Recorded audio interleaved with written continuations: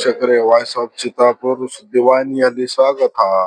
ಚಿತ್ತಾಪುರ ಪಟ್ಟಣದ lodging cross Basaveshwara ವೃತ್ತ bus ನಿಲ್ದಾಣ ಹೋಗುವ ರಸ್ತೆ, ಕೋರ್ಟ್ ಹೋಗುವ ರಸ್ತೆ, ಬಾಲಾಜಿ ಮಂದಿರ ಮುಂದಿನ ರಸ್ತೆ, ಬಾಲಕರ ವಸತಿ ನೀಡುವ ಮುಂದಿನ ರಸ್ತೆ, ಇಟಕ ದಿಕ್ಕ ಹೋಗುವ ಓವರ್ ಬ್ರಿಡ್ಜ್ ರಸ್ತೆ ಹಾಗೂ ಹೀಗೆ ಅನೇಕ ಹಳ್ಳಿಗಳಿಗೆ ಸಂಪರ್ಕಿಸುವ ಇರುವ ಏಕೈಕ ರಸ್ತೆ. ಪ್ರತಿನಿತ್ಯ ಇಲ್ಲಿ ಸಾವಿರಾರು ವಾಹನ ಸವಾರರು ಸಂಚರಿಸುತ್ತಾರೆ.